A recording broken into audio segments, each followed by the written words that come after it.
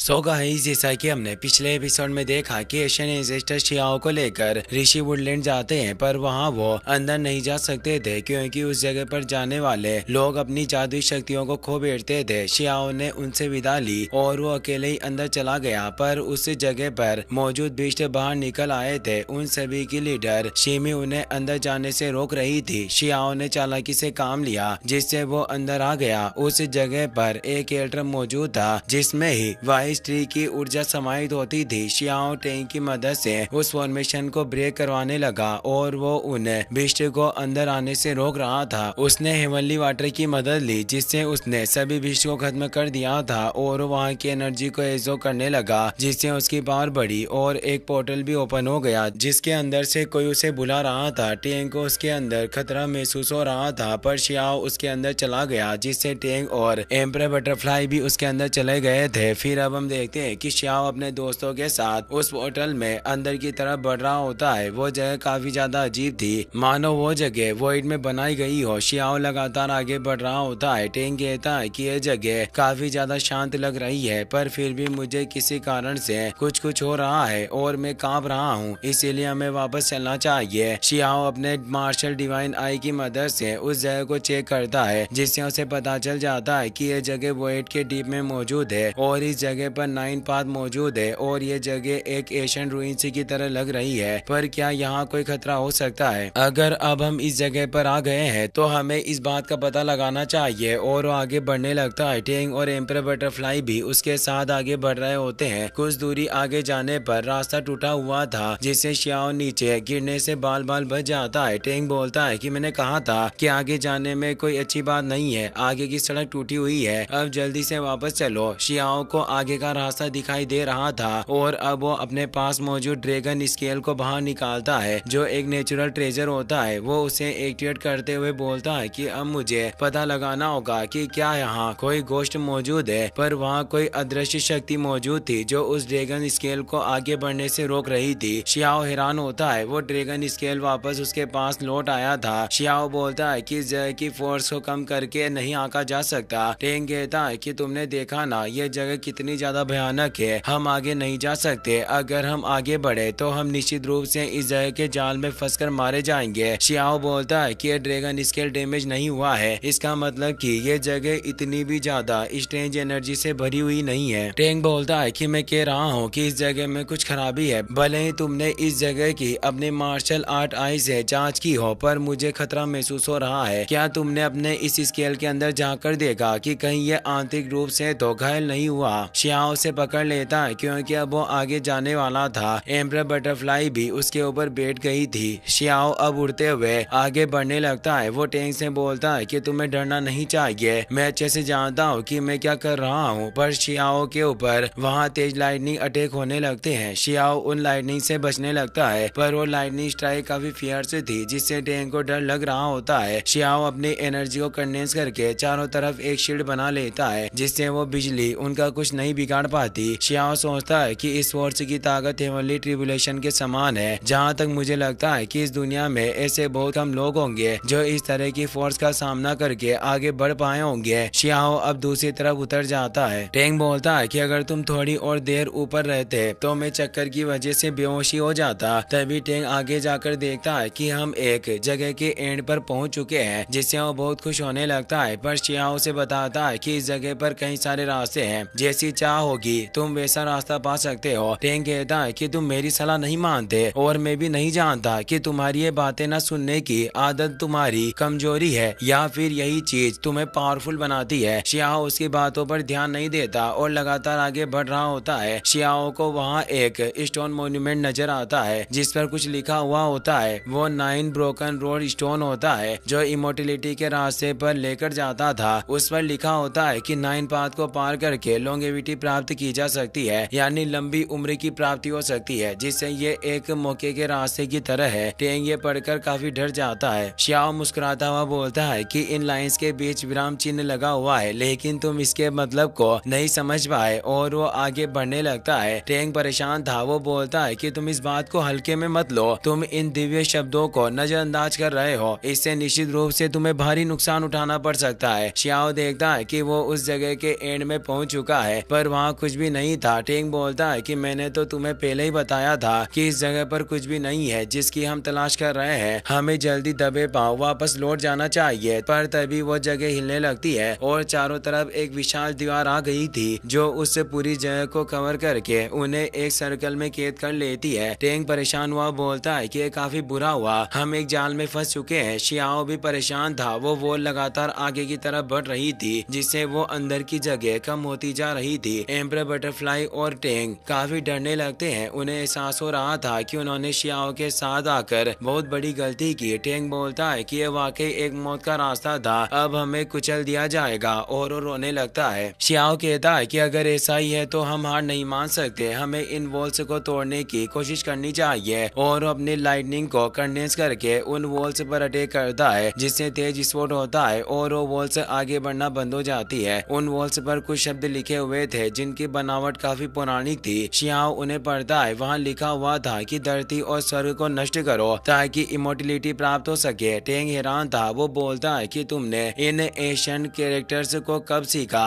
जो तुम इन्हें पढ़ पा रहे हो। लिन कहता है कि मैंने इनका अध्ययन नहीं किया पर सावधानी पूर्वक पुष्टि के समय इनका अर्थ खुद ब खुद मेरे दिल के द्वारा प्रकट हो गया। इस दीवारों पर लिखी बातों से साफ जाहिर होता है कि हमें इन दीवारों को नष्ट करना चाहिए। टेंग खुश हुआ बोलता है कि अगर हम इन वॉल्स को तोड़ दें तो क्या हम इमोर्टलिटी यानी अमरता प्राप्त कर सकते हैं। मैं पहली बार तुम पर भरोसा कर रहा हूँ। अब ये दुनिया का नंबर 1 स्टोन इस दीवार को तोड़ने की पूरी कोशिश करेगा। वो तेजी से उस दीवार को हिट करता है पर कुछ नहीं होता। वो बार बार कोशिश करता है पर इससे टेंग को ही चक्कर आने लगता है। वो बोलता है कि अगर मैं इसे धक्का देकर तोड़ नहीं सकता तो क्या हुआ, मैं इसे काट कर पूरा खा जाऊंगा। अब वो उस दीवार को खाने की कोशिश करता है पर इसमें भी टेंग कामयाब नहीं होता और उस दीवार की एनर्जी से वो दूर हो जाता है। टेंग निराश होकर शियाओ के पास लौट आता है। वो बोलता है कि ये दीवार आखिर दुनिया के कौन से मटेरियल से बनी है जो मैं इसे बिल्कुल भी चोट नहीं पहुंचा सकता। शियाओ बोलता है कि हमें एक ही समय में इस दीवार पर सीक्रेट इम्पैक्ट करने की जरूरत है जिससे ये दीवार टूट पाएगी। यानी मुझे इसे तोड़ने के लिए अपनी मेंटल और बॉडी पावर को पूरी तरीके से इस्तेमाल करना होगा। शियाओ अब अपनी पूरी एनर्जी को कंडेंस करता है जिससे वो उन वॉल्स पर अटैक करता है जिससे वो वॉल्स पीछे हटने लगती है और वहाँ एक आदमी की बॉडी दिखाई देती है। टेंग काफी डरता हुआ बोलता है कि ये तो भूत है, शियाओ मुझे बचा लो।